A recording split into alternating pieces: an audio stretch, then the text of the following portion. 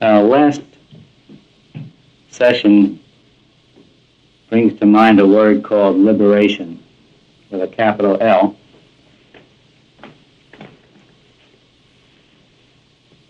Liberation being another substitute for the word happiness with a capital H.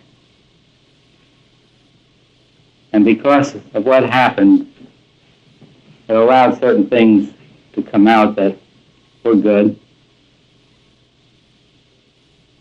Liberation is liberation is freedom, which is freedom of choice on anything and everything. Freedom to do or freedom not to do anything you choose. When the group first started, you didn't have this freedom in the group. This was the only thing that I remarked about in the beginning because it was a hindrance in what we were trying to accomplish here. Now, anything I give freely, and that means on both sides. I give it from my heart. At the same time,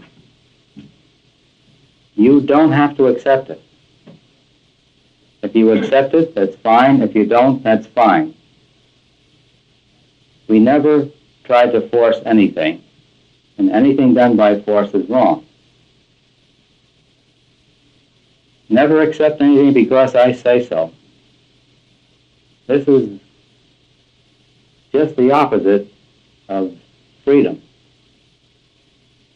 If you accept it because I say so, you're accepting hearsay. If you accept it for checking, that's good.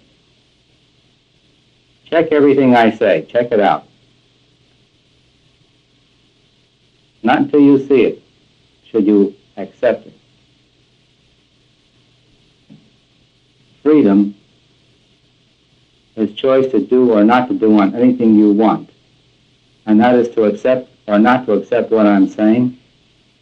And you should never accept it until you see it yourself. Before we can see the absolute reality, the changeless reality, we have to see the reality in the world. Why? Why do we have to see something we have to dump? Because when we don't see the reality in the world, it's because of aversions to the world. Attachments and aversions blind us to what's out there. That's why everyone looks at something and sees something different. If we all had no attachments and no aversions, whatever we would see alike.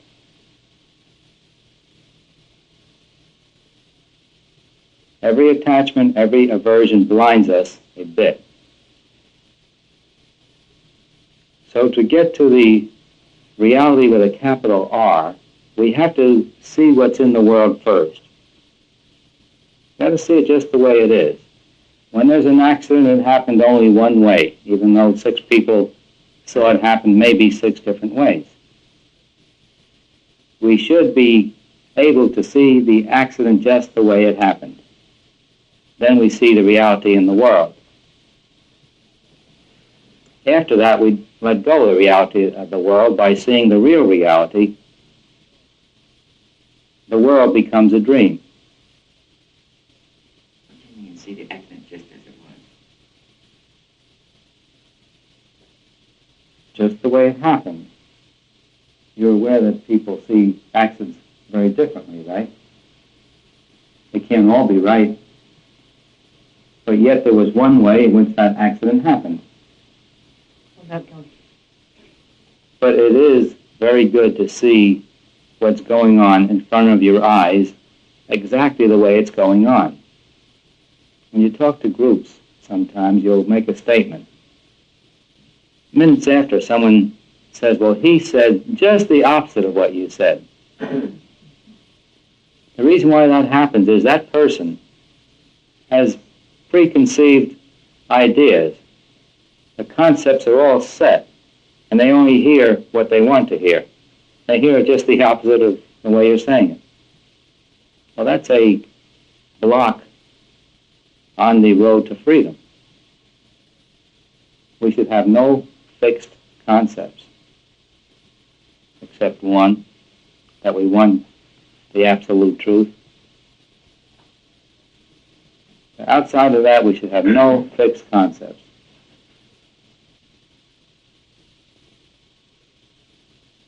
It's very good therapy. It is excellent practice to try to help others. Someday everyone does that. You live not for your little self, but for your big self out there. You identify with all people, and your life becomes one of giving to others, wanting others to be what they are, infinite beings, infinitely happy. Now, you couldn't feel angry, but you could act angry. Sometimes it's necessary, in order to communicate with angry people, to be a bit angrier than they are. This won't involve you now, but sometimes I do that. If someone is very angry about something and I want to communicate with them, I have to get a bit angrier than they are, and then they hear me. Otherwise, they don't hear a thing I'm saying. This is obvious in everyday life. When someone's angry and you're composed and calm, you'll talk. They don't hear a thing you're saying. Get into the mood that they're in and they'll hear you. That's just an act when you're angry. It's not, you don't really feel it, you're acting it. So it's your attitude that you maintain, this high love. It's the ego expressing. When you feel this pure love, it's the God you expressing.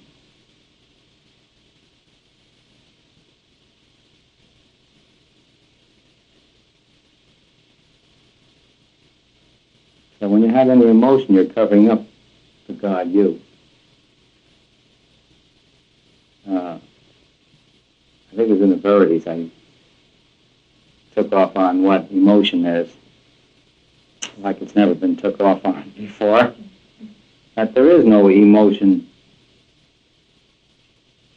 but the feeling of lack of love.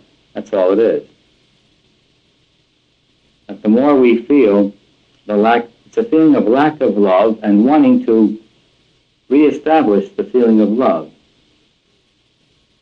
And to the degree that we feel that lack of love, we call it fear, hate, envy, jealousy. It's different degrees of the feeling of lack of love and the wanting to reestablish it that we call emotion. Love itself is not an emotion. It's the quietest of all things.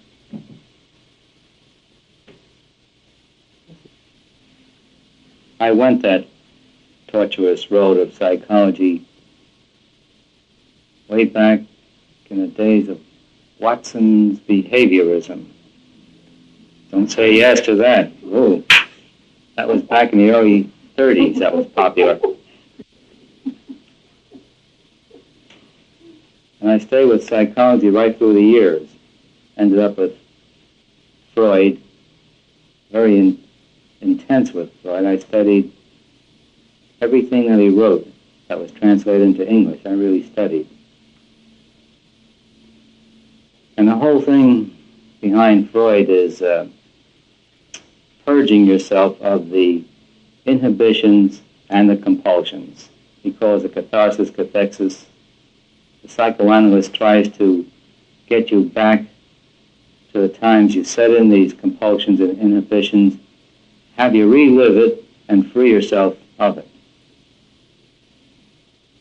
And I discovered what the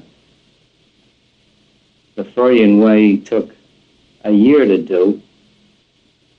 And I discovered via metaphysics there was so much of this inhibition and compulsion, not only from this lifetime, but from many, many lifetimes before, that it was a forever process.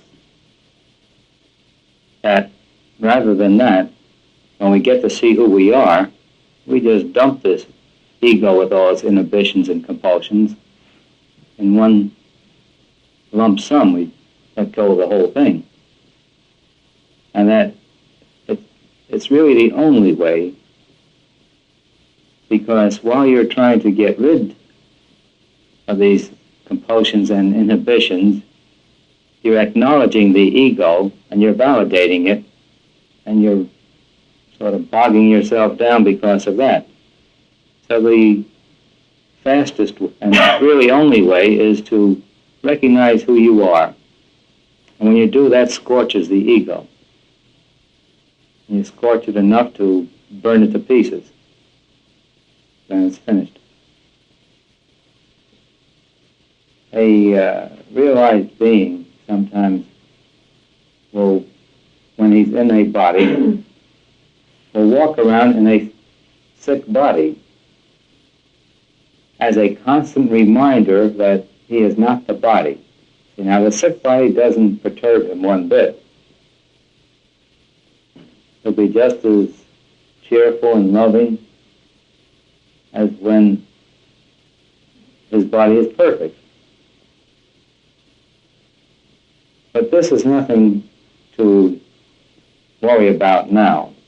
First, learn how to perfect the body. The reason why I mention it is because occasionally you'll meet a master who walks around with a defective body. I thought it'd be good to know why. Now, everything in the world is mental. Whatever you think is. You're always right because you think so. If you think a draft gives you a cold, you're right, it does, because you think so.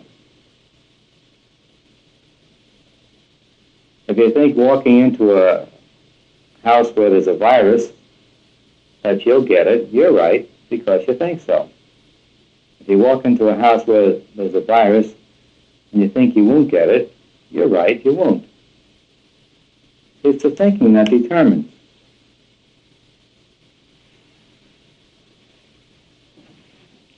We all love to the degree that we are realized. But we try to increase it more and more to become realized. We can always lift it just a bit. Keep moving up, and someday. You see, love is something that cannot be applied to one person, one thing, one plant, one animal.